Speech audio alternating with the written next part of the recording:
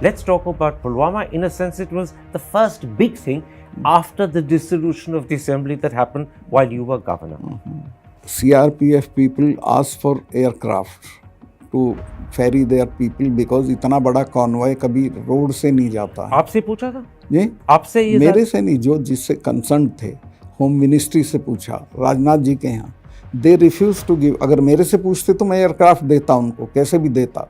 5 aircraft की जरूरत थी सिर्फ, उनको एयरक्राफ्ट नहीं दिया गया। ये आप इम्पोर्टेंट चीज कह रहे हैं, होम मिनिस्ट्री से इजाजत मांगी एयरक्राफ्ट के लिए and home ministry refuse to give. Yes, and I told it to the prime minister same evening कि ये हमारी गलती से हुआ है, अगर हम एयरक्राफ्ट दे देते तो ये नहीं होता। तो उन्होंने मुझे कहा कि तुम अभी चुप रहो। पर जब आप कहते हैं कि प्रधानमंत्री के लोग हैं और उनके नाम भी आपने दिए, हसीन द्राबू, अंबानी, राम माधव, ये काफी करीब है प्रधानमंत्री के। ऑफ कोर्स सब तो करीब थे। इज द प्रधानमंत्री also involved? No, he was not involved, but मैं आपको ये बता सकता, तो लगता है ना, सेफली कह सकता हूँ कि प्रधानमंत्री जी को करप्शन से कोई बहुत नफरत नहीं है। ये आपने बड़े कमाल की चीज कही है। आपने कहा मैं सेफली कह दूं कि प्रधानमंत्री को करप्शन से कोई नफरत नहीं है। आज के बयान के बाद जी, सरकार की आपके लिए नफरत बढ़ेगी, क्योंकि आपने खुला कहा कि मोदी साहब हैज नो नफरत विद करप्शन। हाँ, मैं तो इसको, वो बहुत नाराज होंगे आपसे। कितने ही नाराज हों, जो फैक्ट है वो फैक्ट है। देखिए, नरेंद्र मोदी जी के बारे में मेरी वो ओपिनियन नहीं है जो सारी दुनिया की है। मैं बहुत सारी चीज़ें, जैसे मैं जब भी उनसे मिला, he is very ill informed person, उनको कोई जानकारी नहीं। इल इन्फॉर्म्ड का मतलब हुआ इग्नोरेंट। इग्नोरेंट मीन्स मस्त है अपने में, हेल विद इट, जो हो रहा है मस्त है अपने में, तो हेल विद इट, ये इनका एटीट्यूड है। ऑफ कोर्स 2024 में can Adani become an election issue? Certainly it is and it will remain. अगर ये नहीं अभी इम्प्रूव करेंगे तो अडानी इनको फिनिश कर दें। And Adani can demolish the BJP to the extent के पहचानी भी नहीं जाएगी कि ये सरकार थी क्या, इतना कम नंबर आएगा इनका। आप हैरत करेंगे, मेरा राष्ट्रपति जी से अपॉइंटमेंट था और मैं तब तक गवर्नर था, तो मैं उनसे मिलने जा रहा था। रास्ते में मुझे राष्ट्रपति भवन से फ़ोन आया कि आपका आज का वो कहीं बिजी हो गई है, कैंसिल हो गया। मुझे बताया गया कि इनका तो अपॉइंटमेंट लिस्ट भी पीएमओ में जाती है, वहाँ से क्लियर होती है, उनसे मिलते हैं। ये प्रेसिडेंट मुर्मू की बात कर रहे हैं? या उनकी appointment list gets cleared by the PMO? Yes. She can't meet anyone she wants? Yes. So she's a puppet of the Prime Minister? Of course. But this is disrespect to the highest person in the country. यहाँ कोई नामुमकिन नहीं है। ये सब कुछ लोग सुन पाएंगे, ये सब कुछ सरकार भी सुनेगी, और हो सकता है ये प्रधानमंत्री के कानों तक भी पहुंचे। तो अभी 1 घंटे में पहुंच जाएगा। आपको कोई इसके बारे में चिंता या फिक्र है? मैं क्या कर, मैं फकीर आदमी हूँ, मेरा क्या बिगाड़ेंगे, जेल भेज देंगे। बहुत बार गया हूँ मैं जेल। और कश्मीर के मामले में तो मुझे सख्त हिदायत थी कि तुम कुछ नहीं बोलोगे। गोवा में मुझे फ़ोन करके कहा एक दिन, अरे यार तुम फिर कश्मीर पे बोल दिए। मैं कहा साहब मैं बोला नहीं। उसने वो इन्फरेंस ड्रॉ किया, तो कहा कि कश्मीर पे अगर आप दोबारा बोले तो मैं फिर आपसे कभी नहीं मिलूँगा। Hi, I'm Karan Thapar. Over the last few years, I hope you've been watching my program, The Interview on the Wire. During that period, I've interviewed doctors, politicians, businessmen, scientists, authors, and even the occasional Nobel laureate. For me, it's been exciting. I hope it's been enjoyable for you. But these, as you know, are tough times, and if this program is going to remain bold, independent, and sometimes even defiant, then I think we need your support.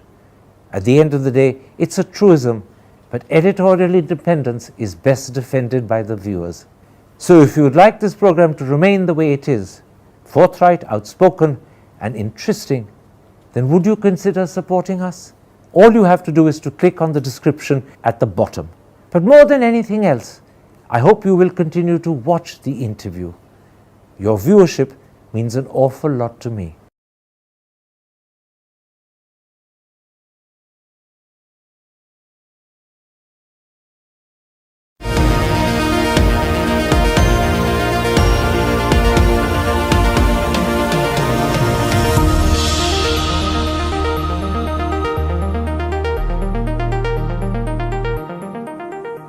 Hello and welcome to a special interview for The Wire. My guest was the last governor of Jammu and Kashmir. He served there from August 2018 till October 2019. 14 tumultuous months which saw not only the Pulwama crisis but more importantly the abrogation of Article 370. At the moment, Satyapal Malik is writing an account of those 14 tumultuous months. But today, in addition, he's also agreed to speak to me. Mr. Malik, let me start by asking you. Sure.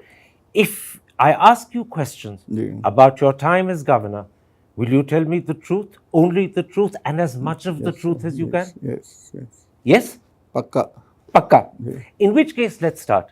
You took over as governor of Jammu and Kashmir in August 2018, and at the time the state was under president's rule. 3 months later, when Mehbooba Mufti was desperately trying to call you to tell you that she had got support from Congress and the National Conference, and as a result she had 56 people supporting her in an 87-member assembly, not only did you refuse to take her call, but it was claimed that the fax machine in your residence had not received her letter. And yet, literally minutes later, you dissolved the assembly. Why did you do that? Were you under pressure from Narendra Modi not to let her form a government? I was not even touch with him. It was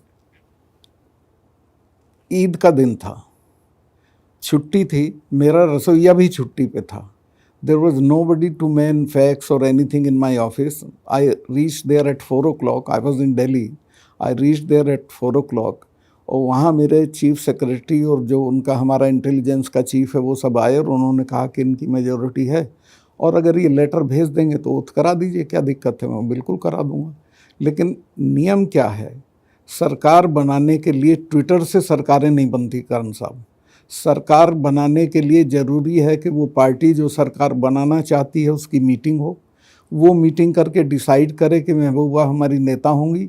फिर जो supporting parties हैं वो meeting करें, वो चिट्ठी लिख के दें कि हम इनको सपोर्ट करते हैं और वो सारे लेटर्स पर्सनली डिलीवर करें गवर्नर को कि साहब ये सिचुएशन है. लेकिन अगर आप महबूबा मुफ्ती को टाइम देते ये करने के लिए तो वो सारी चिट्ठियां आपको डिलीवर कर देती. आपने मिनटों के अंदर असेंबली डिसॉल्व कर दी. गलत है. सारा दिन था, मैंने असेंबली डिसॉल्व किए 8 बजे के बाद.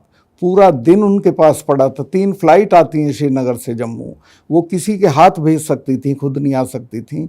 अच्छा, मेरा फैक्स ख़राब था तो उनके जानने वालों के बहुत के फैक्स ठीक होंगे, उनके यहाँ भेज देते, वो फैक्स मुझे राजभवन में डिलीवर कर देते. लेकिन मलिक साहब, ताज्जुब की बात यह है कि आपके चीफ सेक्रेटरी मानने थे कि अगर उनके पास मेजॉरिटी है तो सरकार बनाने दीजिएगा, क्या हर्ज है? अभी अभी आपने यही चीज की है. हाँ, बिल्कुल. तो ताज्जुब की बात यह है कि अगर आपको और आपके सेक्रेटरी साहब को पता था कि उनके पास मेजॉरिटी है तो आप उनको 1 या 2 दिन और क्यों नहीं देते? हर्ज क्या था? जल्दी क्या थी डिसॉल्व करने की? उसमें सिस्टम है एक, और वो सिस्टम ये है कि आपको वो मेजॉरिटी का सबूत आपके पास आ जाना चाहिए. वो नहीं आया. उसमें अपने फारूक अब्दुल्ला साहब की पार्टी ने कहा कि हम दिल्ली जा रहे हैं, कल तय करेंगे. गुलाम नबी आज़ाद ने कैटेगोरिकली कहा नहीं कि हम सपोर्ट करते हैं. सिर्फ महबूबा कह रही थी कि मेरे पास मेजॉरिटी है. तो मेरा काम अगर ये था कि मुझे किसी भी हालत में उनकी सरकार बनवानी है तो ठीक है. लेकिन no, forgive me, it's not किसी भी हालत में उनकी सरकार बनानी है. It's a different issue. If Mehbooba claims she has a majority and your chief secretary himself says that it's possible she does, then give her the time to establish it. Give her a day or 2. You are the governor, and it is your duty to allow someone who claims they have a majority enough time to show they do.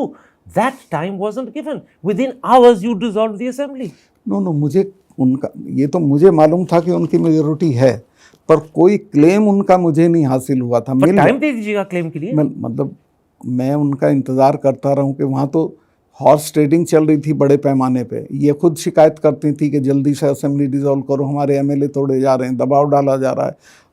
Farooq खुद शिकायत करते थे. आपको पता है उन्होंने क्या tweet किया? मैं उनका ट्वीट आपको पढ़ के सुनाऊंगा. जी बताएं. वो लिखती हैं, in today's age of technology it's very strange that the fax machine at His Excellency the Governor's residence didn't receive our fax but swiftly issued one regarding the assembly dissolution. She's clearly suggesting that the claim that the fax was not received in your residence is a lie. She's clearly saying कि governor साहब या उनका दफ्तर झूठ बोल रहा है. नहीं, गलत है. Nobody was manning my fax machine. और हमने जो भेजा है बाकी जगहों को जब कि असेंबली डिसॉल्व हो गई, वो फैक्स से नहीं भेजा, फ़ोन करके बताया। मुझे ये बताइएगा कि ये वाकई हकीकत है कि गवर्नर साहब के घर में फैक्स मशीन पे कोई बैठा नहीं था? क्योंकि ऐसी चीज कॉमेडी शोज में होती है, गवर्नर साहब के रेजिडेंस में तो होता नहीं।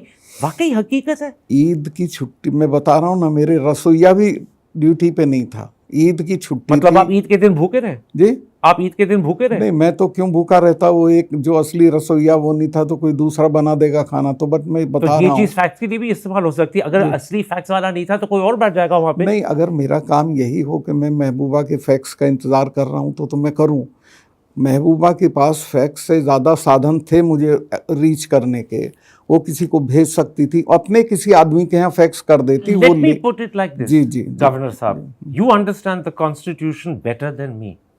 You ended up dissolving an assembly which was viable and which could have formed a majority government. That is not only unconstitutional, it's the worst mistake a governor can make, and yet you did it.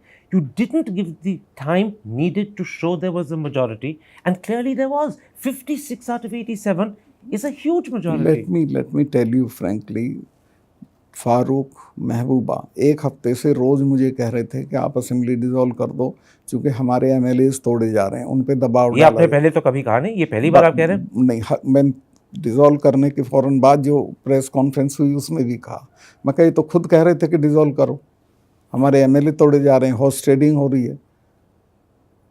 मुझे ये बताइएगा, are you proud of what you did or do you regret not giving Mehbooba more time to form a government? Not at all. I don't regret. If they were incompetent, I am not responsible for that. मुझे सरकार बनानी होती तो मेरे 6 आदमी गए हुए होते वहाँ चिट्ठी लेके, गवर्नर के गेट पे थोड़े रोक देता मैं। So you're saying Mehbooba was incompetent? Incompetent. And she is putting the onus of blame on you to cover up her incompetence. नहीं, मेरी जिम्मेवारी नहीं है कि अगर आपको ये पता नहीं है सरकारें कैसे बनती हैं तो मैं आपको बताऊं। आपका आदमी अगर चिट्ठी लेके पहुंच जाता, और जम्मू से श्रीनगर बहुत दूर नहीं है, 3 फ्लाइट्स आती हैं, आप किसी अपने जानने वाले के यहाँ फैक्स कर देते, वो मुझे डिलीवर कर देता आपकी चिट्ठी। She says that she tried to call you and you refused to take the call. मेरा तो आप मुझे करके देखें, 2 बजे भी मैं अपना फ़ोन, कॉमन कश्मीरी भी ये नहीं कह सकता कि मैं फ़ोन खुद नहीं उठाता। तो मतलब ये आप कह रहे हैं कि महबूबा is lying when she said she tried to call you? Of course she is lying. She never called me in that period of time. Let's then jump 3 months to February 2019 when Pulwama happened. Let's talk about Pulwama. In a sense, it was the first big thing after the dissolution of the assembly that happened while you were governor. There were adverse intelligence reports right through January, and I believe even up till the middle of February. And yet, despite those reports, 1,000 CRPF Jawans traveled by road in a huge convoy, which was a sitting target. You were governor at the time. Yes. How is it that this was permitted to happen? It was clearly asking for trouble. Let me tell you the facts. CRPF people asked for aircraft to ferry their people because इतना बड़ा convoy कभी road से नहीं जाता है। आपसे पूछा था? जी, आपसे ये मेरे से नहीं, जो जिससे कंसर्न थे, होम मिनिस्ट्री से पूछा, राजनाथ जी के यहाँ, दे रिफ्यूज टू गिव। अगर मेरे से पूछते तो मैं एयरक्राफ्ट देता उनको, कैसे भी देता। 5 एयरक्राफ्ट की जरूरत थी सिर्फ, उनको एयरक्राफ्ट नहीं दिया गया। ये आप इंपॉर्टेंट चीज कह रहे हैं, होम मिनिस्ट्री से इजाजत मांगी एयरक्राफ्ट के लिए and home ministry refuse to give. Yes, and I told it to the prime minister same evening कि ये हमारी गलती से हुआ है, अगर हम एयरक्राफ्ट दे देते तो ये नहीं होता। तो उन्होंने मुझे कहा कि तुम अभी चुप रहो। मतलब प्राइम मिनिस्टर ने कहा कि हमारी गलती के बारे में मैंने उनको कहा कि ये हमारी गलती है, और उन्होंने कहा इसके बारे में चुप रहो। मैं ये बोल भी चुका था 1-2 चैनल को या इसको, तो उन्होंने कहा ये सब मत बोलो, ये कोई और चीज़ है, वो हमें बोलने दो। मैं कहा ठीक है। This is again very important. जब आपने प्रधानमंत्री साहब को उसी रात कहा था कि हमारी गलती के कारण हुआ है कि इन्होंने एयरक्राफ्ट मांगे थे, आपकी होम मिनिस्ट्री ने इजाजत नहीं दी, और प्राइम मिनिस्टर कहा इसके बारे में चुप रहो। In other words, don't let people know we made a mistake.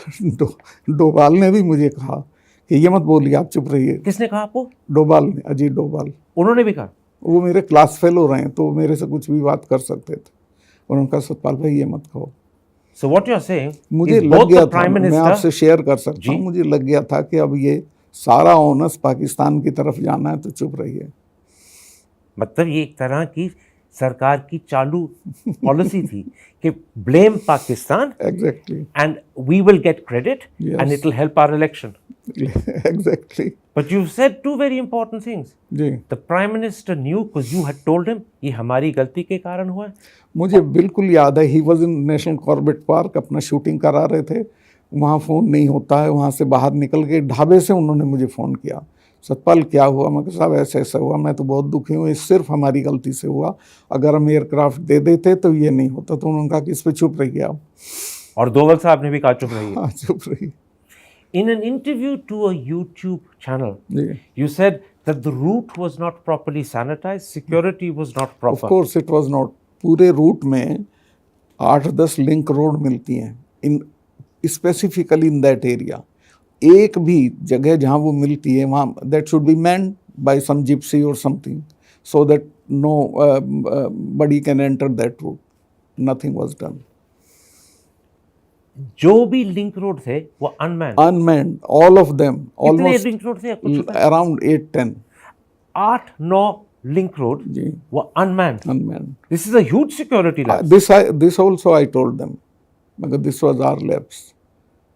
Because हम तो लूप में थे नहीं, CRPF was doing on their own. In your YouTube interview, आपने कहा यहाँ पे इनकॉम्पिटेंस थी, यहाँ पे लापरवाही थी. ये किसकी इनकॉम्पिटेंस, किसकी लापरवाही? ये होम मिनिस्ट्री की थी और उनके जो CRPF के लोग हैं उनकी, दोनों की. दोनों की। CRPF and Home Ministry. Home ministry. And Home Ministry came under Rajnath Singh. अब whosoever was there, I don't know. He was Rajnath Singh. And that means the buck stops with Rajnath Singh, who was Home Minister. Of course, He carries the blame. if I was a home minister, I would have carried the blame. If you were Home Minister after this, would you have resigned? Pardon? If you were Home Minister after this, would you have resigned? वो तो सबका अलग अलग लेकिन आप अपना value बताइए। system। मैं तो छोड़ देता। छोड़ देते. After Pulwama happened, It was a great, great tragedy in the life of nation. 40 valuable jawans were sacrificed due to our incompetence.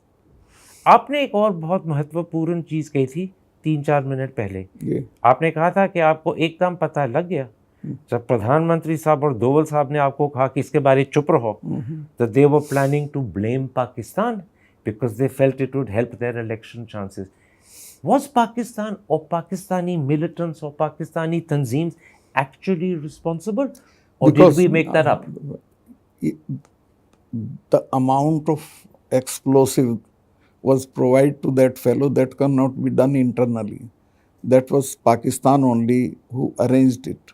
But the shameful thing was on our part also, मैं भी गलती मानता हूँ कि we could not locate, a car was running around in the villages with that kind of उतनी सारा विस्फोटक लेके घूम रहा। लगभग 300 किलो कहा गया अखबारों में. हाँ, बहुत, वो पूरी गाड़ी भरी हुई थी। और ये गाड़ी कश्मीर के गांव में और कश्मीर के रास्तों पे was running around. उसी एरिया में घूम रही थी। कितने दिनों के लिए? मेरा ख्याल है 10-12 दिन तो थी। 10-12 दिन के लिए जी। a car loaded with 300 kilos Yes, of yes, RDX yes. was traveling around the villages and roads of Kashmir and no one knew. No one knew, no one intercepted. Well, this is a terrible intelligence failure as well. 100%. 100%. So we have a security lapse, which Yes. is that convoy, the roads not being manned, and then an intelligence lapse as well. Yes. So the incompetence is the incompetence of the Indian system. Yes, yes. आप हाँ कह रहे हैं. हाँ हाँ, मैं भी जिम्मेवार हूँ उसके लिए, because I was the head of the state at that point of time. The whole Indian system failed, Everybody failed in that case. from the Home Minister down. Everybody. There were reports in the papers a few weeks or months afterwards that a senior police officer called Devinder Singh had some sort of conspiratorial role to play. You have said that you knew him personally. Who is Devinder Singh and what was his role? Devinder Singh was a police officer who generally met me on airport when I landed there. Whenever I landed, he was there. He was very pleasant, very nice, and never knew that he has got some connection somewhere. But he did have a role to play? In this, he did not have any role to play. So those stories that he had a role to play in what happened at Pulwama. No. He was not that sort of anti-national person. So those stories about Devinder Singh are wrong. Are wrong. Absolutely. Tell me something, Malik Saab. Yeah. Will we ever know the full truth of what happened at Pulwama? Yes, we can. वो तो government के पास सब होगा, ऐसा नहीं है, इनको पता नहीं है. लेकिन गवर्नमेंट ने हिंदुस्तान के सिटीजन्स को तो बताया नहीं. अब कोई जरूरी नहीं होता, 100 चीज नहीं बताती सरकार तो. और अगर बताएं they will be incriminating themselves क्योंकि उनकी ही गलतियां निकल जाएंगी. Of course. So the government has actually good reason to keep quiet and to hide it. Government have good reason to hide it and to use it for some other purposes. And you The tragedy was used for something else. ये अपने पहले भी कहा, फिर दोहरा रहे. फिर दोहरा रहा हूँ. It is my conviction that instead of going to the root cause of the matter, we shifted the blame somewhere else. You're saying Mr. Modi deliberately, consciously used Pulwama for election benefit. मैं इस भाषा में नहीं कह सकता जिसमें आप अपनी भाषा में कहिए. मेरी भाषा में यही है कि हमने उस पूरी घटना की तह में जाने के बजाय, या हो सकता है तह में गए हों, हमें मालूम हो, फिर भी पॉलिटिकल लोग हैं, हम अपने फ़ायदे के लिए चीज़ों को दूसरी तरफ कर देते हैं. लेकिन फ़ायदे के लिए इस्तेमाल किया गया मोदी साहब ने. मुस्कुरा रहे हैं आप? ये हाँ? नहीं, मैं इसमें हाँ ना कुछ नहीं कर रहा. ना हाँ ना हाँ, ना हाँ ना. हाँ या ना कुछ नहीं कर रहा हूँ. Let's come to August the 5th, 2019, the day Article 370 was abrogated. Yeah. उसके 2 दिन पहले, you had given a public assurance that nothing of the sort will happen. Clearly, you were misleading people. Did Mr. Modi ask you to give that false assurance? No, they did not tell anything to me whether they are doing it or not doing it. I only said when Mehbooba came to see me, I told her कि ये कोई ऐसी चीज़ नहीं है कि जेब से कागज़ निकाल के ये कर देंगे. पार्लियामेंट में आएगा, पार्लियामेंट चल रही है, 11 बजे पार्लियामेंट में रखेंगे, शाम तक पास होगा. अभी मुझे कोई जानकारी और नहीं थी, मुझे ईमानदारी से कोई जानकारी नहीं थी. Let me quote to you ji. what you said to ANI. And there's a video, so these are your words. जी. आप वीडियो पे कह रहे हैं. Only rumor mongering is going on. Yeah. Till today, और ये 3 तारीख को आपने कहा है, Yeah. till today, I have no inclination, no information. I have talked to everybody in Delhi. ये ध्यान से सुनिए sir. I have talked to everybody in Delhi and nobody has given me any hint that they will do this or that. Somebody says there will be trifurcation. Somebody says Article 35, Article 370. और अब और भी ध्यान से सुनिए sir. Nobody has discussed these things with me, either the Prime Minister or Home Minister. I can say it on oath what I have said. इसका मतलब है sir, only one of 2 things. Either the Home Minister and Prime Minister did not tell you and you weren't in the loop. That raises questions about whether they trusted you, or since you are the governor and it's president's rule, you were aware, but you're not telling the truth. No, there no, can only no. be 1 or 2. वो मेरी बनावट नहीं है कि मुझे मालूम हो और मैं उसको इतना आपको हाइड बिल्कुल कुछ नहीं पता था. कुछ नहीं पता था. मुझे सिर्फ एक दिन पहले शाम को होम मिनिस्टर का फ़ोन आया और उन्होंने कहा सत्यपाल मैं एक चिट्ठी भेज रहा हूँ, सुबह उसे अपनी उससे कमेटी से पास करा के 11 बजे से पहले भेज. जब आप कहते हैं एक दिन पहले फ़ोन आया, इसका मतलब है फ़ोन 4 तारीख को आई थी. 4 तारीख की रात में. इसका मतलब है 3 को जब आपने ANI से बात की तो कुछ नहीं पता था. कुछ नहीं पता था. मैं झूठ नहीं बोलता इन चीज़ों में. Shouldn't you have been informed? It was president's rule. You were the actual ruler. You weren't a titular governor. Should you not have been पहले informed? दिन से ये मुझे अंदाज था कि ये होगा और वो भी इतना जानते थे कि उसे पता होना चाहिए कि हम ये करेंगे. बट कोई ज़रूरी नहीं था कि मुझे बता दें सारे पर क्यों नहीं डिटेल. बताया आपको? अब नहीं बताया. मैं आपने इसका कभी पूछा था उनको? मैंने इसका कोई बुरा नहीं माना. बुरा नहीं माना? ना पूछा? ना पूछा. You were the sitting governor under president's rule, not a titular governor. Power was actually yours. It was Assembly's president's power rule. was with me. मुझे मेरी चिट्ठी के बिना हटता ताज्जुब नहीं. की बात है कि इतनी इंपॉर्टेंट चीज के बारे आपको बताया तक नहीं. भाई देखिए, दिल्ली वहाँ कश्मीर की प्रॉब्लम ये है करण भाई कि दिल्ली वहाँ सारे सिस्टम को टेकन फॉर ग्रांटेड रखती है कि जो हम कहेंगे वो हो जाएगा. मुझे ये बताइएगा, आपको बिल्कुल बुरा नहीं लगा that you were ignored? नहीं, मुझे बिल्कुल बुरा नहीं लगा। उनकी सरकार है, वो चला रहे हैं, उनको हटाना, वो जब कहेंगे ठीक है, नहीं कहेंगे नहीं ठीक और है पूछा तक भी नहीं, ना। बिल्कुल पूछा एक तक नहीं। आध बार बातचीत में ये जरूर पूछा जब मैं पीएम से मिलने क्या हाल है, कुछ करें तो कुछ हो तो नहीं जाएगा। मैंने कहा नहीं, आप बेफिक्र रहें। मैंने करण भाई, सही बात यह है कि एक सेंस ऑफ फैटिग जो होती है वो पैदा कर दी थी वहाँ। मैंने वहाँ लोगों को कहा कि देखो, ये तुम्हारे बच्चे मरते हैं, ये 250 बच्चे हैं, दुनिया की दूसरे तीसरे नंबर की फ़ौज से लड़ रहे हैं, क्या हासिल करोगे? इनके बच्चे तो लंदन में पढ़ रहे हैं। तो लड़ाई से कुछ नहीं मिलेगा, बातचीत से सब कुछ मिलेगा। लेकिन बातचीत तो हुई तक नहीं। बातचीत अब वो उधर से करें तो इधर से करें, दोनों तरफ से वो। लेकिन आपने ये कहा था कि 2-3 बार जब आप मोदी साहब को मिले तो उन्होंने कहा था, और मैं आपके ही लफ्ज इस्तेमाल कर रहा हूं, अगर हम कुछ करें तो कुछ होगा नहीं। और इससे आप समझ गए कि इनका अंदाज है, इनकी नहीं, इच्छा मुझे है। पता था कि ये होगा, चूंकि देखिए जब मोदी जी पावर में आए, उनका पहला एजेंडा था 370 को ख़त्म करना। चूंकि वो सारे चुनाव में बोले थे। जो लोग ये कहते हैं कि साहब इनको वो नहीं था समर्थन जनता का, जनता ने तो समर्थन दिया ना, आपको जिता दिया, और आपने वो सब जगह बोला, और फिर आपने उसको पार्लियामेंट में सब जगह बोलते थे 370 के खिलाफ। अच्छा, मुझे ये समझाइएगा मलिक साहब, जी जी।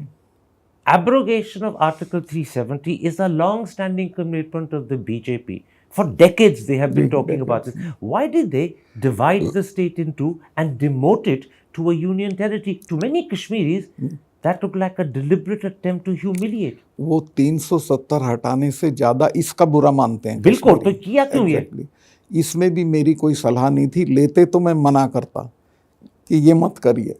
वो इसलिए किया, जो मेरा अंदाज है कि यूटी बनाने में पुलिस डायरेक्टली सेंटर के अधीन आ जाती है।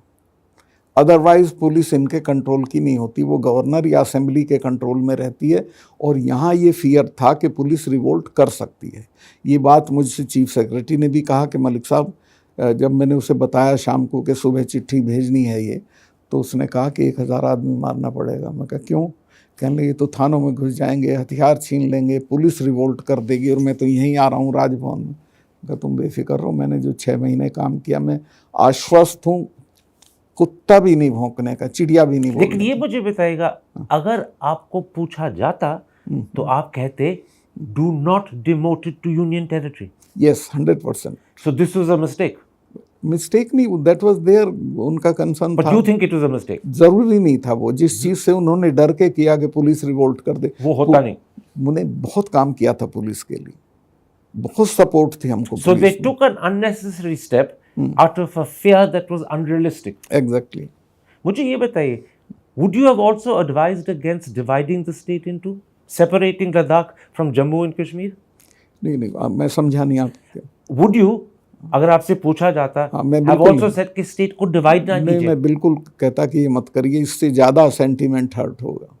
तो दोनों चीजें के आप खिलाफ थे, डिमोशन के भी खिलाफ थे Yes. और डिवीजन के भी खिलाफ थे। जी जी, तो आपके आंखों में बोथ हुआ अननेसेसरी एंड रॉन्ग। बिल्कुल गैर जरूरी था।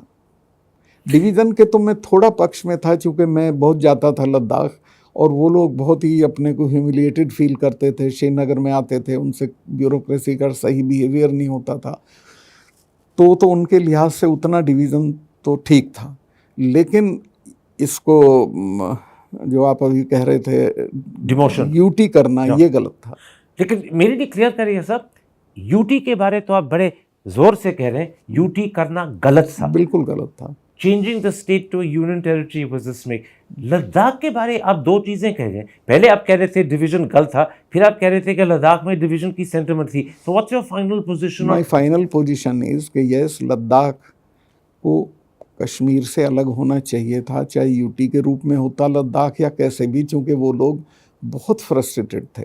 सो on division you were agreement with the government? या it's only on UT that you on disagree? UT I disagree. ना आपके बारे ये भी कहा है, हो सकता है आरोप है, हो सकता है हकीकत है, मगर आपसे मैं पूछूंगा कि after abrogation of article 370 you unleashed a rain of terror on journalists in Kashmir. Anuradha Bhasin, who is the executive editor of Kashmir Times, has written an article in the New York Times on the 8th of March, which is just 5 weeks ago. और मैं थोड़ा आपको पढ़ के सुनाना चाहता हूँ कि उन्होंने अंग्रेजी में क्या लिखा है. This is what she's written. Journalists were routinely summoned by the police, interrogated and threatened with charges such as income tax violations or terrorism or separatism. Several prominent journalists were detained. At least 20 were placed on no-fly lists to prevent them from leaving the country. Why was this done? मुझे एक भी journalist ने, कोई अगर कसम खा के कह दे कि मैंने शिकायत की हो, इस तरह की कोई घटना मेरे निगाह में नहीं आई. हर शाम को एक जगह तय थी कि वहाँ ब्रीफिंग की जाती थी, हमारे अफसर लोग बैठते थे, ब्रीफ करते थे, कोई उनको सहूलियत की जरूरत होती थी वो देते सर, पूरा इंटरनेट तो शट डाउन किया गया था. There was total silence out of Kashmir. उसकी वजह इंटरनेट का यूज पाकिस्तान करता था हमारे अगेंस्ट. इंटरनेट हम मतलब पाकिस्तान की सहूलियत के लिए इंटरनेट को चालू रखें. पीछे आपने कश्मीर को हिंदुस्तान से कट ऑफ कर दिया. नहीं हकीकत है, हमें तो पता भी नहीं था कि क्या हो रहा है वहां पे. नहीं. पर ये बताइएगा, वे खुला कह रही हैं, journalist were routinely summoned by the police, interrogated and threatened with charges of income tax violations or terrorism or separatism. ये सब बकवास है. इस तरह की कोई घटना नहीं. पुलिस के एक अफसर को मैं जानता हूँ, इतने बढ़िया सब. अनुराधा भसीन गलत लिख रही हैं, गलत कह रही हैं. न्यूयॉर्क टाइम्स में छपा गया और वो कहीं भी छपे. और उन्होंने मुझे इंटरव्यू भी दी था. उन्होंने स्वीकार किया कि बिल्कुल ये हुआ. मुझे जानती थी, मुझे फोन करके वो कह सकती थी कि भाई ये हो रहा है. मैं तो 2:30 बजे रात भी फोन उठा रहा था. मैं सारे कश्मीर को नेवर मैंने अपना नंबर सबको दे रखा था. सिर्फ एक लेडी को मैंने एंटरटेन नहीं किया फोन पे, that was Barkha Dutt, for other reasons. But जो भी मुझे फोन करता था मैं खुद उठाता था, 2:30 बजे रात भी. उनके बारे में बताइएगा. She is a very prominent journalist. उनको आपने क्यों नहीं एंटरटेन किया? अब कोई रीजंस थे local. She was near to somebody who is very deep in Kashmir politics. तो मैं थोड़ा फिक्र कर रहा था कोई गलती ना हो जाए. So out of fear that she may get close to someone who's deep in politics, you wouldn't take the phone from her. She wanted to come and meet me. I avoided that. I want to come to something else that you spoke about in that YouTube interview you gave. Because I think it is very important. You spoke about how Reliance Insurance wanted to open an insurance scheme in Kashmir. You said that Ram Madhav came to see you to get you to clear it. You said कि वो आपके घर आए थे 7 बजे सुबह.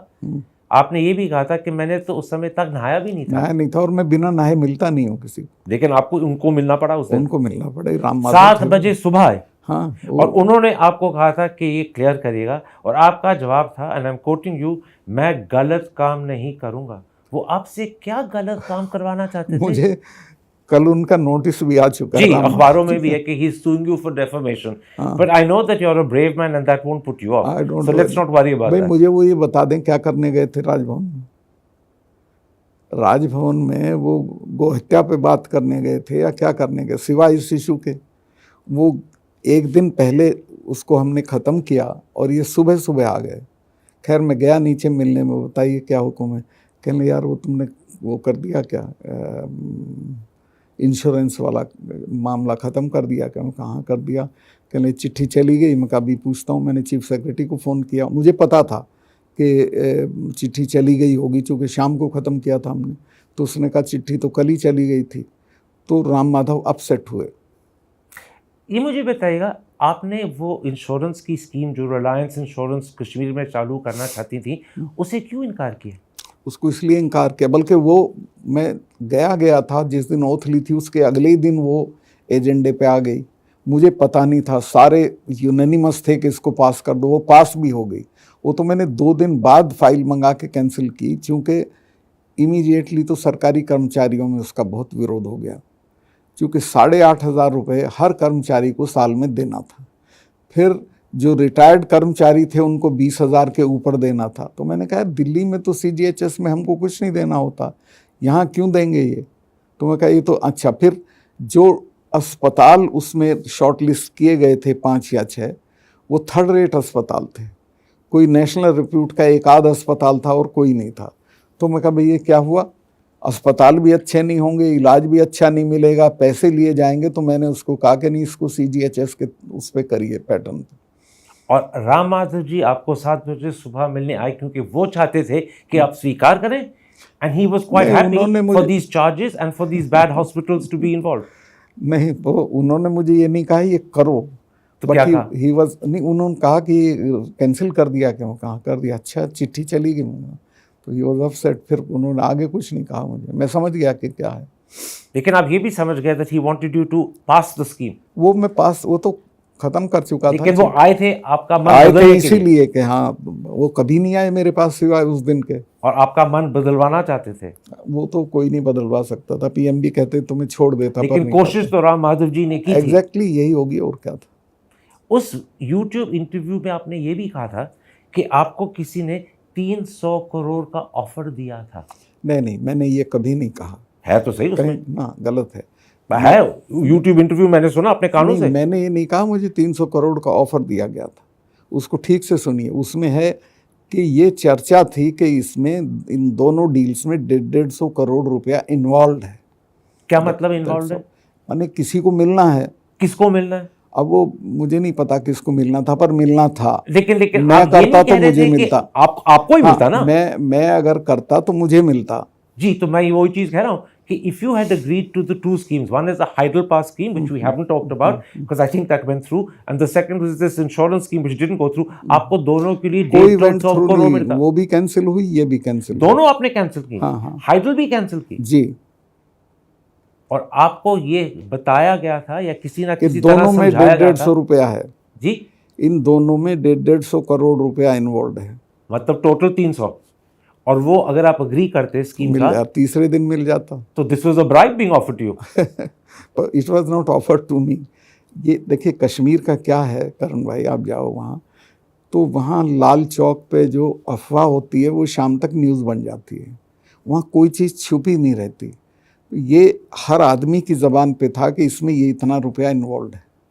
मुझे ये चीज़ बताइएगा, उसी YouTube इंटरव्यू में आपने कहा था कि जब CBI ने आपको इन चीज़ों के बारे सवाल पूछे तो आपने कहा था, and I think I am quoting you correctly, प्रधानमंत्री के लोग हैं। Are you suggesting that in some way mister Modi is involved? मैंने ये कहा इसमें जो लोग ये इन्वॉल्व हैं ये सब मोदी जी के नज़दीक हैं। One is Ambani, second Ram Madhav, तीसरा एक था जब भी मैं प्रधानमंत्री जी से मिलने जाता था तो मुझे कहते थे उससे मिले कि नहीं तुम, हसीब द्राबू से। 2-3 बार तो मैंने कहा कि नहीं मिला। तो एक दिन मैंने खैर उसे बुला ही लिया। हसीब द्राबू जो फाइनेंस मिनिस्टर होते थे कश्मीर एग्जैक्टली, जो महबूबा की सरकार में, JK बैंक में भी थे। ये the big wheeler dealer, now he is functioning from Bombay. तो उसने मुझे, हसीब द्राबू मुझे मिलने आए तो फिर उसने कहा कि आपने हमारा हाइडल वाला कैंसिल कर दिया, चलो हम तो करा लेंगे कहीं से, ये उसने कहा। तो मैंने PM को जाके बताया। हसीन द्राबू साहब ने आपको कहा कि आपने हाइडल कैंसिल कर दिया लेकिन हम करा लेंगे। जी। और उनको शायद बाद में उन्होंने कहीं से करा भी लिया। तो मैंने PM को बोला, मैं कहा हसीब द्राबू से मिला मैं, आप कह रहे थे। तो कहने क्या हुआ? मैं कहा वो तो दलाली का काम लेके आए थे। फिर मैं तो मना कर दिया, कहने ठीक किया। पर जब आप कहते हैं कि प्रधानमंत्री के लोग हैं और उनके नाम भी आपने दिए, हसीन द्राबू, अंबानी, राम माधव, ये काफी करीब है प्रधानमंत्री के। ऑफ कोर्स सब तो करीब थे। इज द प्रधानमंत्री also involved? No, he was not involve, but मैं आपको ये बता शक तो लगता है ना, सेफली कह सकता हूँ कि प्रधानमंत्री जी को करप्शन से कोई बहुत नफरत नहीं है। और उसका बड़ा सबूत है कि मैंने गोवा में उनको शिकायत की कि ये करप्शन हो रहा है, लो लेवल करप्शन हो रहा है। तो उन्होंने मुझे तीसरे दिन खुद फ़ोन करके कहा, सतपाल भाई आपकी जानकारी गलत है। मैं आपने किससे मालूम किया? उन्होंने कहा कि मैंने फलां आदमी से मालूम किया। मैंने कहा ये तो खुद चीफ मिनिस्टर के घर में बैठ के पैसे ले रहा है और अल्टीमेटली 1 हफ्ते में मेरा ट्रांसफ़र वहाँ से कर दिया। तो मैं कैसे मानूं कि ये करप्शन के खिलाफ ये है? आपने बड़े कमाल की चीज़ कही है। आपने कहा मैं सेफली कह दूं कि प्रधानमंत्री को करप्शन से कोई नफरत नहीं है। नहीं है। मैं कई केस बता सकता हूँ। मैंने एक आदमी का केस बताया कि उसके ऑफिस से फ़ोन जाता है कि PMO से बोल रहे हैं, फला मतलब जितेंद्र सिंह के यहाँ से, कि हमारे मिनिस्टर को कांटेक्ट करो। तो मैंने कहा कि आपके ऑफिस का नाम इस्तेमाल हो रहा है। तो उन्होंने अमित शाह को कहा, अमित शाह ने मेरे से तस्दीक की। मैं कहा हाँ बिल्कुल ऐसे ही है, और ये मैं कहा मुझे चीफ सेक्रेटरी ने भी बताया, आप उससे पूछ लें।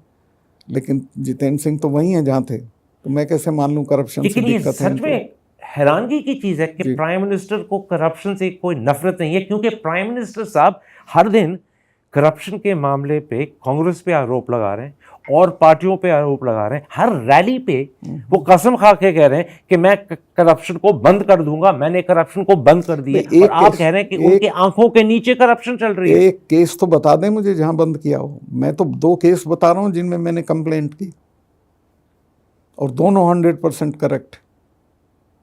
गोवा में आप बच्चे बच्चे से पूछ लें कि गोवा का चीफ मिनिस्टर कैसा है। और क्योंकि आपने गोवा की करप्शन के बारे जिक्र किया था प्राइम मिनिस्टर को, तो आप कह रहे हैं आपको वहां से भी 7 या 8 महीनों के अंदर ही हटाया गया। हटा दिया। वहाँ के जो लोक गायक हैं बेस्ट 3, उन्होंने राजभवन के सामने खड़े होकर गाना गाया हमारे पक्ष में। कभी गवर्नर के पक्ष में ऐसा होता नहीं है कि वहाँ रैली निकली, मैं चला आया था और मुझे इन्होंने कहा जल्दी जल्दी पैकअप करो जाओ अभी, और कोई फ्लाइट नहीं थी गोवा से। तो एक एयरफोर्स का प्लेन टूटा हुआ साला रद्दी एवरो भेजा, मैं उससे गया, और मतलब इतनी जल्दी थी आपको गोवा से निकालने निकालने की, थी। Centre special plane to get you out of Goa. उसका रीज़न था, वहाँ सेंटिमेंट बिल्डअप हो रहा था गोवा में कि ये हमारा सपोर्टर था। हमारा, मैंने कई जगहों पे you are becoming popular. Of course मैंने वहाँ कहा कि साहब इस रूट पे आप ये गाड़ियाँ मत चलवाइए, यहाँ कोरोना फैल जाएगा। वहाँ फैल गया, क्योंकि वो गाड़ियों वाले से चीफ मिनिस्टर पैसा लेता था। बहुत सारी चीज़ें थी जिसमें लोगों को लगा कि ये हमारे पक्ष में। तो आप खुला कह रहे हैं जी कि गोवा में करप्शन हो रही थी, आपने प्राइम मिनिस्टर साहब को बताया, वो आपकी बात माने नहीं, बल्कि सिर्फ माने नहीं, आपको जल्दी से जल्दी 7 या 8 महीनों के अंदर गोवा से हटा दिया। And they arranged a special plane, as you said, a रद्दी air force plane to get you out as fast as possible, जो सुबह चल के शाम को पहुंचा गुवाहाटी। लेकिन मुझे ये बताइएगा, गोवा से हटाने के पहले आपको कश्मीर से भी हटाया गया। आखिर आप कश्मीर में सिर्फ 14 महीने रहे। Was that because of the Reliance Insurance case that you had actually found out कि इसमें गलती हो रही है, कि प्राइम मिनिस्टर साहब के लोग मिले हुए और आपको हटाया गया इस वजह? नहीं, कश्मीर में तो मैं रह नहीं सकता था, क्योंकि वो डाउनग्रेड हो गया था। और वहाँ एलजी जो है वो गवर्नर से 10-12 कदम नीचे होता है, वो मैं रहता ही नहीं। अगर मुझे कहते एलजी बन जाओ, मैं नहीं बनता। So for protocol reasons you were removed from Kashmir, not because of the Reliance Insurance. वो तो बहुत You're absolutely sure. बहुत बाद में हुआ। But गोवा से, क्योंकि आप on that case he supported me. But corruption actually जब मैंने ये कैंसिल किया रिलायंस वाला, तो 2 दिन बाद ही मैं आया अपॉइंटमेंट लेके। मैंने जाके बताया साहब ऐसे ऐसे था, मैंने इसे कैंसिल कर दिया, आपकी दिलचस्पी हो तो किसी और को भेज दीजिए। मुझे ये बताइएगा, shortly afterwards Ram Madhav was removed as general secretary of BJP. इसके बारे में आप जानते हैं?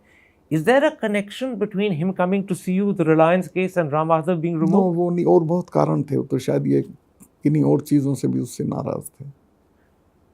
उनसे प्राइम मिनिस्टर साहब की नाराजगी और चीज़ों पे थी? जी, और चीज़ों पे भी थी, बहुत सारी बातें थी। मगर गोवा में क्योंकि आप करप्शन का जिक्र कर रहे थे, आपको रिमूव किया गया। जी, और इसलिए आप कहते हैं कि प्राइम मिनिस्टर साहब को करप्शन से कोई नफरत नहीं। 2 मिसाल मैंने दी, गोवा की और जितेंद्र सिंह की।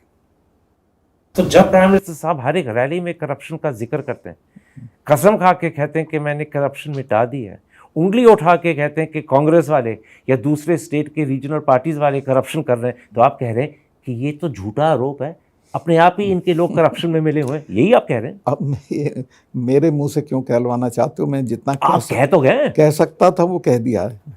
चलिए, ये सब कुछ लोग सुन पाएंगे, ये सब कुछ सरकार भी सुनेगी, और हो सकता है ये प्रधानमंत्री के कानों तक भी पहुंचे। तो अभी 1 घंटे में पहुंच जाएगा। आपको कोई इसके बारे में चिंता या फिक्र है? मैं क्या करूं, मैं फकीर आदमी हूं, मेरा क्या बिगाड़ेंगे? जेल भेज देंगे। बहुत बार गया हूं मैं जेल। और कश्मीर के मामले में तो मुझे सख्त हिदायत थी कि तुम कुछ नहीं बोलोगे। गोवा में मुझे फ़ोन करके कहा एक दिन उन्होंने, अरे यार तुम फिर कश्मीर पे बोल दिए। मैं कहा साहब मैं बोला नहीं। उसने वो इन्फरेंस ड्रॉ किया, तो कहा कि कश्मीर पे अगर आप दोबारा बोले तो मैं फिर आपसे कभी नहीं मिलूँगा। कश्मीर के बारे तो आज आप बड़ा खुल के बोलें। अब तो क्यों नहीं बोलना चाहिए?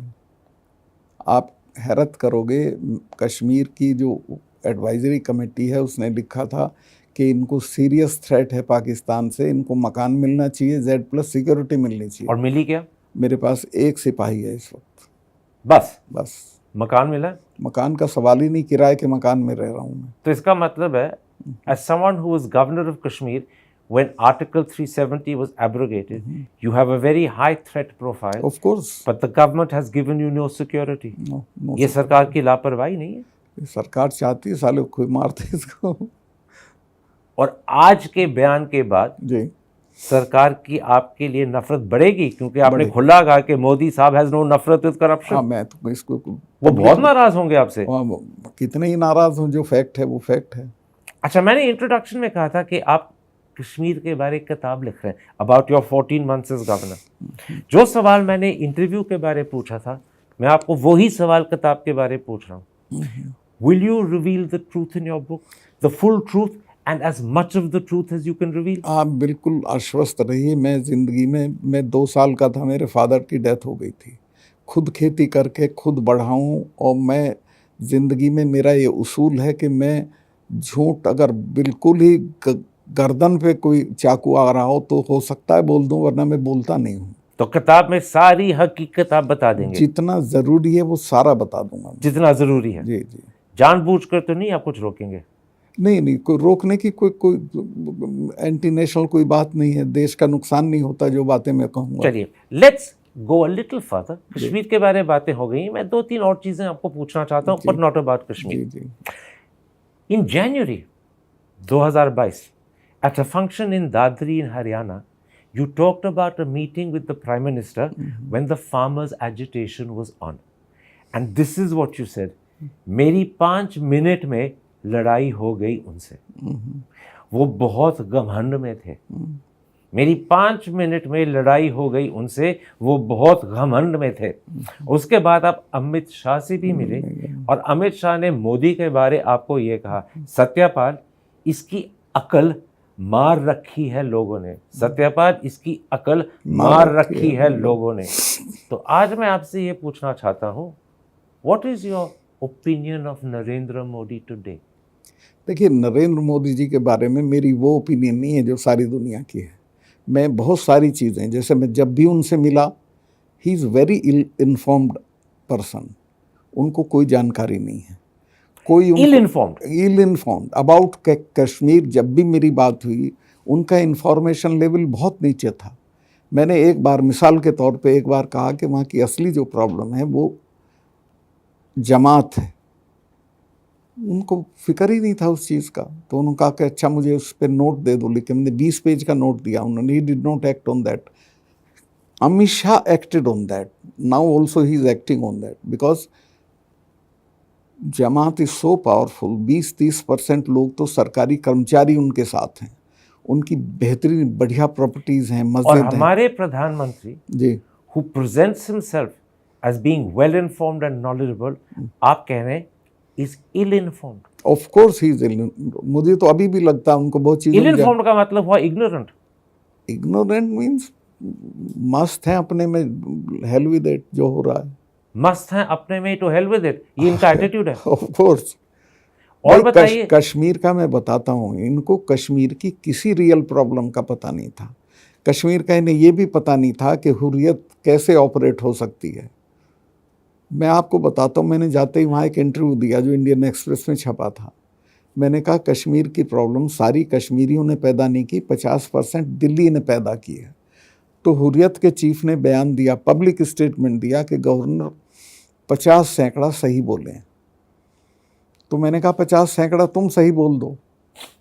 तो खैर, लेकिन आप बड़ी ताज्जुब की चीज़ कह रहे हैं जी, कि कश्मीर के बारे he is ignorant, ill informed, he doesn't know anything, and you must have found this out in 2018 when you became governor. Yeah. By that time, Modi साहब had been prime minister for 4 years. Yes. 4 साल prime minister होने के बावजूद कश्मीर के बारे ignorant रहे। 100% ignore, मतलब इल informed. चलिए, ये तो पहला बयान आपका हुआ, और मुझे बताइएगा बात तो प्राइम मिनिस्टर, ये तो मेरे कान खुल जा रहे हैं और ऑडियंस भी हैरान होगी। और बताइए। और मैं ये बताता हूँ, मुफ्ती सईद के एक बहुत अच्छे कुलीग थे, डिप्टी चीफ मिनिस्टर थे, मुजफ्फर बेग। वो एक दिन मुझे मिलने आ रहे थे, तो थोड़ा लेट हो गए। मैंने पूछा साहब कहाँ लेट हो गए? कहने लगे मैं जिलानी ने बुला लिया था।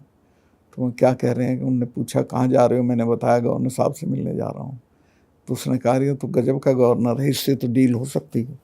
कहने कैसे? गिलानी साहब ने कहा गिलानी ने आपके कहा, बारे? जी, आज वो जिंदा नहीं है बेचारे, जी जी जी, पर Muzaffar Beg and he was जिंदा the most pro Pakistan of the Hurriyat leaders. He said कि इसलिए कि वो जब बात करता तो दिल निकाल के हथेली पे रख लेता, तिकड़म की कोई बात नहीं करता है। तो पॉइंट क्या बना रहे हैं आप? मैं ये बना रहा हूँ कि अगर कश्मीर में हम ईमानदारी के साथ काम करें, चूँकि वहाँ हमने इलेक्शन कभी फेयर नहीं कराए, हमने इलेक्शंस के रिज़ल्ट बदले। एक बार तो हमने बख्शी के ज़माने में तो सारे पर्चे कैंसिल कर दिए। तो ये जो हमारी तिकड़में हैं, इनसे हमारे बारे में यकीन पैदा नहीं होता है। और आप ये भी कह रहे हैं कि इफ़ गिलानी साहब, who is the most pro Pakistan of Hurriyat, had faith in you personally, Yes. then you could have been used to create some sort of negotiation and solution. Trust me, 2-3 times I gave impression here that it can be solved. ये आपने प्रधानमंत्री साहब को कहा था? Yes, but they were not interested in that. और मैं आपको बता रहा हूँ, मैंने वहाँ एक फुटबॉल टीम थी, उसको वो किया सपोर्ट। 1 करोड़ मैंने दिया, 1 करोड़ मैंने जेके बैंक से दिलवाया। वो पहले झटके में 3 देश की 3 बड़ी टीमों में आ गई। तो उसका एक मैच होता है, उस मैच में 20,000 लड़के आ गए देखने के लिए। तो यासीन मलिक ने हुर्रियत की मीटिंग बुलवाई इमरजेंसी, और कहा, जिलानी से कहा कि साहब ये लड़के तो वहाँ चले गए सब। तो जिलानी ने कहा कि भाई बांधे हुए नहीं गए, अपनी मर्जी से गए, चुप रहो। 10 साल से इन्होंने सिनेमा नहीं देखा है, तो ये खेल भी नहीं देखेंगे। और मैं गवर्नर साहब से एग्री करता हूँ। मैंने वहाँ एक ये कहा कि भैया तो इनको बॉल दे दो, और नहीं तो ये पत्थर उठाएंगे। तो हर गांव में मैंने खेल का मैदान आइडेंटिफाई करा के दे दिया लड़कों को। मुझे ये बताइए sir, a prime minister who is ignorant about Kashmir, ill informed about Kashmir, ये आपके लफ्ज हैं, brought about the biggest change in Kashmir that has ever happened. But he did it in ignorance. He did it poorly informed. He didn't know the situation. वो तो उनका agenda था, अपना agenda लागू कर रहे थे। But ये एजेंडा जरूरी था? Was it a mistake? ये भी मुझे बताइए। वो उनके लिए नहीं, जरूरी आप क्या था। समझते हैं? क्योंकि कश्मीर को आपकी काफी अच्छी समझ है कश्मीर की। मैं तो नहीं करता इस काम को। आप 370 को नहीं, 370 तो हटाता मैं, लेकिन डाउनग्रेड नहीं करता स्टेट को। और अभी भी मैं कह रहा हूँ कि अभी भी कश्मीरियों को सबसे ज़्यादा हद डाउनग्रेड होने की है। What about the way Kashmir has been handled since 2019? उसके बारे में बताइएगा। Has there been more mistakes made by the government in Delhi? नहीं, वहाँ तो कुछ होता नहीं था। गवर्नर तो अपना गोल्फ खेलते थे, आनंद करते थे, कोई इनिशिएटिव दिल्ली का नहीं होता था। एक बार जब वहाँ बाढ़ आई थी, तब मोदी जी ने इनिशिएटिव लिया था। 2014 की बात है। हाँ, गए थे, तो इनके लिए लेकिन बड़ी। अब मैं 2019 की बात कर रहा हूँ। उसके बाद इनका शायद Should they be holding elections? Should they be restoring statehood? Are those important? अब स्टेटहुड का प्रॉमिस तो किया अमित शाह साहब ने हाउस में, लेकिन मुझे नहीं लगता पीएम जल्दी से करेंगे। और वो गलती है? करना चाहिए? एकदम करना चाहिए। एकदम करना चाहिए। एकदम करना चाहिए। इलेक्शन के पहले?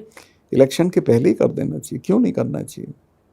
अगर आपको लोगों में फेथ पैदा करना है तो किसका इलेक्शन करा रहे हो? म्यूनिसिपैलिटी का कराओ, स्टेट का कराओ, असेंबली हो। तो आपकी राय है कि they should immediately restore statehood? Certainly, or that is your promise. And they should also then move to hold elections as quickly as possible. Of course. So the delay is another mistake. In both of these, the delay is a mistake. Mistake क्या, वो उनका अपना agenda है, पर ये मेरा सोचना है, ये अलग हो सकता है। I want to talk to you about 3-4 more things about the Prime Minister. Ji ji. Let's first talk about the fact that his ministers, his chief ministers, are constantly taunting Muslims. मुसलमानों को बाबर की औलाद बुलाया जाता है। योगी जी जब उनकी जिक्र करते हैं तो अब्बा जान अब्बा जान अब्बा जान कहते हैं। हमारे अमित शाह साहब एक ज़माने में तो उनको दीमक बुलाते थे, टर्माइट्स बुलाते थे, और हमेशा साहब कहते हैं गो टू पाकिस्तान। बल्कि हकीकत यह है सर कि प्राइम मिनिस्टर साहब भी कभी कभी ऐसा लफ्ज़, ऐसी जवान इस्तेमाल करते हैं। उन्होंने ही कहा था कपड़े से पहचान सकते हो, उन्होंने ही कहा था कब्रिस्तान और शमशान घाट। क्या Is it proper for the Prime Minister? Of course not. देखिए, इस देश को अगर सरवाइव करना है तो ये बिल्कुल गलत सोच है कि मुसलमानों को माइनस करके सरवाइव करेंगे। उनका इतना बड़ा नंबर है एंड अच्छी कम्युनिटी है, उसका कंट्रीब्यूशन है इस कंट्री में, उसका विश्वास जीत के चलाना चाहिए। आपने ये बात कभी प्रधानमंत्री साहब को कही है डायरेक्टली? भाई मेरा तो, मैं चूँकि लोहियाइट था, शुरू से कन्विक्शन है, लेकिन मैं सर फोड़ता थोड़े फिरूंगा उनसे। आप बताओ, अभी देखिएगा आपके इंटरव्यू का जो फॉल आउट होगा, कल तक पता चलेगा क्या कहलवाएंगे मुझको कहीं से। So this treatment of Muslims is a mistake. It's a wrong thing for any government to alienate such a vast majority of people. आप उन्हें थ्रो नहीं कर सकते, बाहर नहीं फेंक सकते, तो उनके साथ रहना है तो मोहब्बत के साथ रहो। Let's come to a second thing. Ji, The Prime Minister's handling of the BBC documentary. He forced social media to take it down. 3 weeks later, there were tax raids on BBC offices in Delhi and Bombay. And now, as you and I are speaking, the Enforcement Directorate is investigating the BBC for alleged FEMA violations. Is this the right way for the Prime Minister of a democracy? नहीं, उनके लिए ठीक है, मेरी निगाह में ये गलत है, गैर जरूरी था। वो तो ज़्यादा लोगों ने देखी, और इस तरह की पाबंदी कभी नहीं लगानी चाहिए। और बीबीसी बहुत रेस्पेक्टेड ऑर्गेनाइजेशन है। और आपको मैं अभी भी बताऊं, गांव में लोग बीबीसी सुनते हैं और उसी पे यकीन करते हैं रेडियो में। अभी भी? हाँ, कहते हैं बीबीसी पे आया साहब।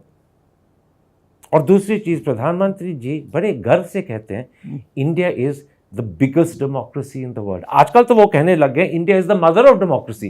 ग्रीस के बारे तो भूल गए, we are the mother of democracy.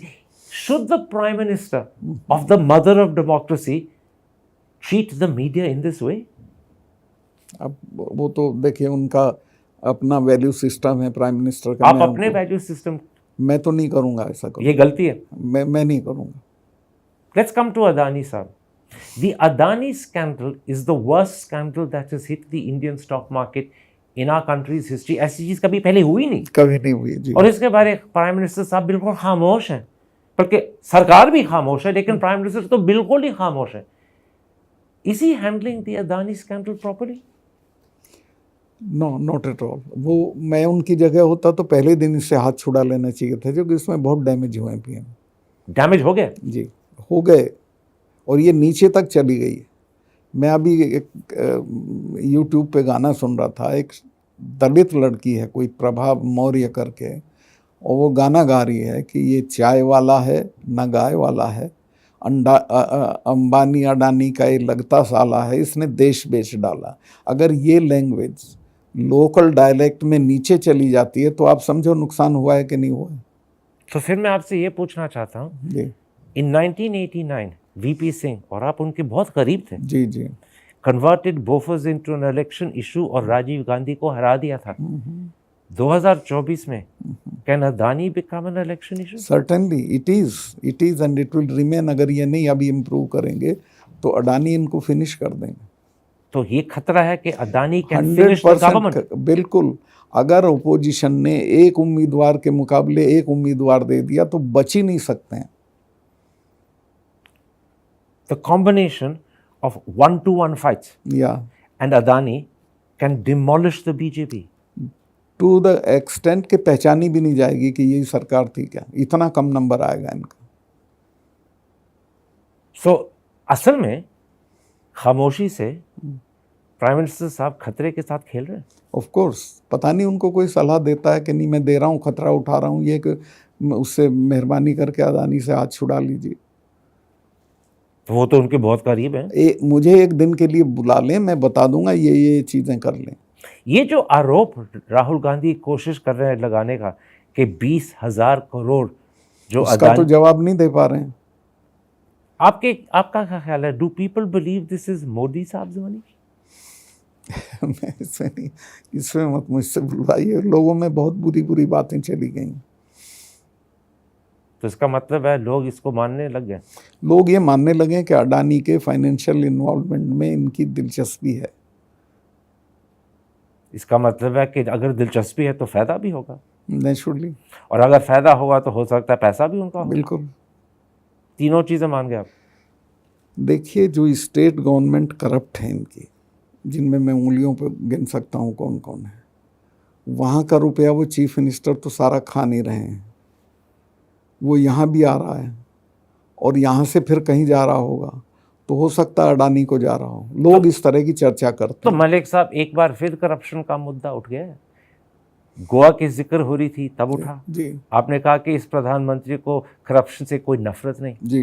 अब अदानी के मामले में लग रहा है कि इनको फायदा है। इनको एक मिनट नहीं भाई, आप देखें पार्लियामेंट में ये एक सवाल का जवाब दे पाए अदानी पे? ये तो कर रहे थे एक अकेला, भाई इससे काम नहीं चलता, बताओ तो क्या बात है। He could not utter a single word in his defence. वो आपसे ये सुन के बहुत नाराज होंगे, याद रखिएगा। हाँ, मुझे तो क्या कर सकते हैं, मरवा मुझे नहीं सकते, टप्स मेरे पे ज़्यादा हैं, कम्युनिटी मेरी बहुत बड़ी है, छेड़ नहीं सकते, इनकी दुर्गति हो जाएगी। और मेरी कम्युनिटी में किसानों के इशू पे बोलने के बाद मुझसे इतनी हमदर्दी है कि जिस दिन मुझे छेड़ेंगे इनको पता चल जाएगा, ये लोग पब्लिक मीटिंग नहीं कर पाएंगे कहीं। अच्छा, वैसे मेरे पे कुछ है नहीं, मैं फ़कीर आदमी, किराए के मकान में रहता हूँ, प्रॉपर्टी मैंने बनाई नहीं है। So you have no fear? Of course, मेरे तो बाप दादा की ज़मीनें भी बेच ली पॉलिटिक्स में आके मैंने। मैं आपको एक और शख्स के बारे में पूछना चाहता हूँ, फिर I will and the interview, Rahul Gandhi के बारे। राहुल गांधी पार्लियामेंट में बोलना चाहते थे क्योंकि वो पार्लियामेंट्री डेमोक्रेसी में कभी इतना गलत काम नहीं हुआ जैसा उसे ना बोलने दे के हुआ। स्पीकर ने शेमफुल बहुत गलत काम किया, मैं स्पीकर के खिलाफ नहीं बोलना चाहता हूँ, लेकिन वो गलत था, उसको ज़रूर बोलने देना चाहिए था। और जब पार्लियामेंट मिले तो उसकी सफाई वहाँ दिलवानी चाहिए, उसका राइट था इनहेरेंट। ये स्पीकर साहब का डिसीजन था या स्पीकर साहब को ये डिसीजन दिया गया था किसी और ने? किसी का डिसीजन होता है क्या? आप हैरत करेंगे, मेरा राष्ट्रपति जी से अपॉइंटमेंट था और मैं तब तक गवर्नर था, तो मैं उनसे मिलने जा रहा था। रास्ते में मुझे राष्ट्रपति भवन से फ़ोन आया कि आपका आज का वो कहीं बिजी हो गई है, कैंसिल हो गया है। राष्ट्रपति भवन में हमारे यहाँ के भी लड़के वड़के रहते हैं। मुझे बताया गया कि इनका तो अपॉइंटमेंट लिस्ट भी पीएमओ में जाती है, वहाँ से क्लियर होती है, उनसे मिलते हैं। ये प्रेसिडेंट मुर्मू की बात कर रहे हैं? या उनकी appointment list gets cleared by the PMO? Yes. She can't meet anyone she wants. Yes. So she's a puppet of the Prime Minister. Of course. But this is disrespect to the highest person in the country. यहाँ कोई नामुमकिन नहीं है। राहुल गांधी के disqualification के बारे में मुझे बताइएगा। कन्विक्शन हुई, 24 घंटों के अंदर उनको डिस्क्वालीफाई किया गया। तो लगता है क्यों किया गया। लेकिन 2016 में जब नरन भाई खछाड़िया, एक बीजेपी एमपी, उसका तो कन्विक्ट हुए, कुछ नहीं हुआ, कोई इमीडिएट डिस्क्वालिफिकेशन नहीं थी, उनको 16 दिन दिए गए to get a stay. Rahul Gandhi they have become very uncomfortable about Rahul Gandhi. और राहुल गांधी बड़ी रेलेवेंट चीजें बोल रहे हैं, ऑफ लेट में सुन रहा हूं जो अडानी, उन्होंने सही चीज पकड़ी है। ये सरकार राहुल गांधी से डरती है? डरती नहीं, मतलब उसके घबराती है, जवाब तो दे नहीं सकती है, कंफर्टेबल नहीं है उसके साथ। और आप ये भी कह रहे हैं कि प्रधानमंत्री साहब राहुल गांधी के सवालों का जवाब नहीं दे पा रहे? लेकिन कहाँ दिया, दोनों हाउस में, दोनों स्पीच मैंने सुनी उनकी। You have your finger on the pulse of the country. How does the country view Rahul Gandhi today? Country का तो मुझे नहीं पता, पर लोग तो अब उसको यात्रा के बाद उसका वो कद ऊंचा हुआ है, लोग उसे पसंद करने लगे।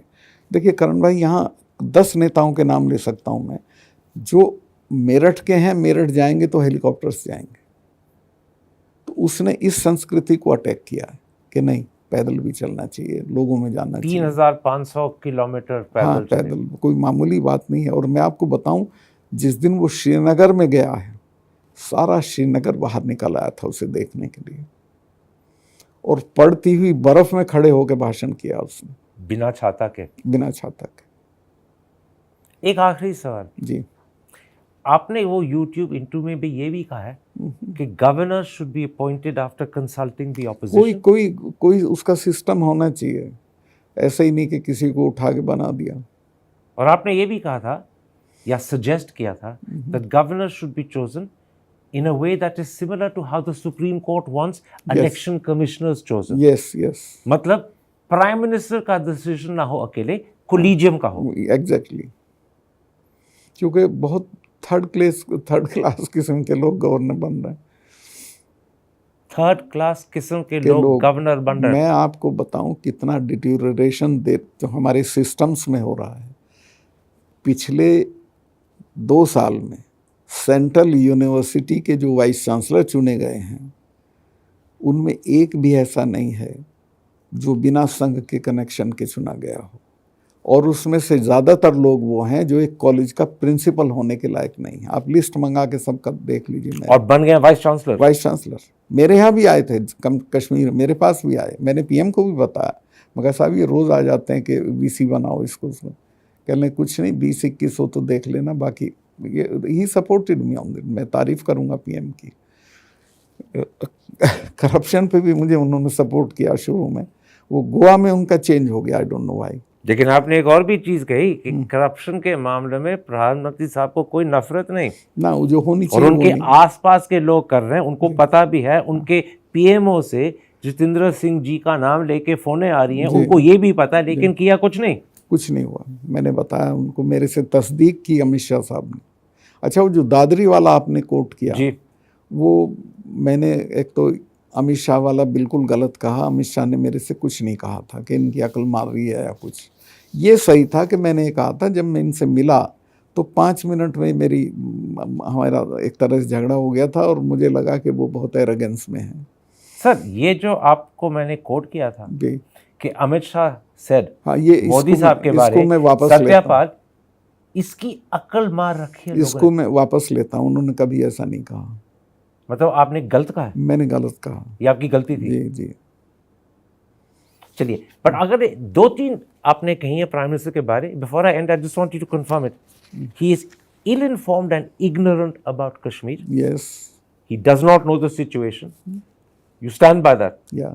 इनके जो you won't withdraw it? No, I will never withdraw it because. And the second thing you said कि प्राइम मिनिस्टर साहब को करप्शन के बारे कोई नफरत नहीं, उनके आंखों के सामने हो रही है, उनके लोग कर रहे हैं, उनके पीएमओ के नाम इस्तेमाल किए जा रहे हैं, लेकिन उनको पता भी है कुछ कर रहे हैं. You stand by that? चूंकि मैंने कहा है, मैंने बताया, मैं I stand by that. I'll always stand by that. He will be furious with you. तो मैं एक बात बताऊँ, आप हमारे यहाँ गांव में कहते हैं कि रांड से परे क्या गाली. भाई, घर मुझे नहीं दिया, सिक्योरिटी मेरी विड्रॉ कर ली, बाय इम्प्लीकेशन ये कि साले कोई मार दे, मार मुझे कोई सकता नहीं है, तो मुझे कोई फिक्र नहीं है. छीन क्या सकते हैं मेरे से. सत्यपाल मलिक साहब, I thank you for this interview. I think it will create a few earthquakes. I only hope and pray that you are safe and you stay safe. नहीं, वो तो आपकी कृपा है, तो मैं सेफ हूँ. Thank you, sir. और मुझे ज़िंदगी में अब कुछ ज़्यादा नहीं करना है. मैं इतना कर चुका हूँ. ये 2 चीज़, 370 और किसानों वाला. किसानों में मैंने अभी भी 10 पब्लिक मीटिंग करता हूँ मैं महीने में. लेकिन जो आपने मोदी साहब के बारे कहा जी, वो बहुत महत्वपूर्ण है. लोग याद रखेंगे, मोदी साहब नाराज होंगे, सरकार आपके साथ नाराज होगी, हो सकता है कुछ आप पे एक्शन लिया जाए, मुझे नहीं पता, but you stand by it. Yes, you are not withdrawing it. I will never withdraw. जो मुझे विथड्रॉ करना था वो मैंने कर लिया अमित शाह के मामले में. बट और कुछ नहीं विथड्रॉ करेंगे? और कुछ नहीं करूंगा. Thank you very much Indeed. मैं मेहरबानी, शुक्रिया. Hi, I'm Karan Thapar. Over the last few years, I hope you've been watching my program, The Interview on the Wire. During that period, I've interviewed doctors, politicians, businessmen, scientists, authors, and even the occasional Nobel laureate. For me, it's been exciting. I hope it's been enjoyable for you. But these, as you know, are tough times, and if this program is going to remain bold, independent, and sometimes even defiant, then I think we need your support. At the end of the day, it's a truism, but editorial independence is best defended by the viewers. So if you would like this program to remain the way it is, forthright, outspoken, and interesting, then would you consider supporting us?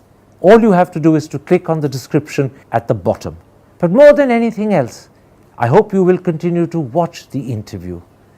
Your viewership means an awful lot to me.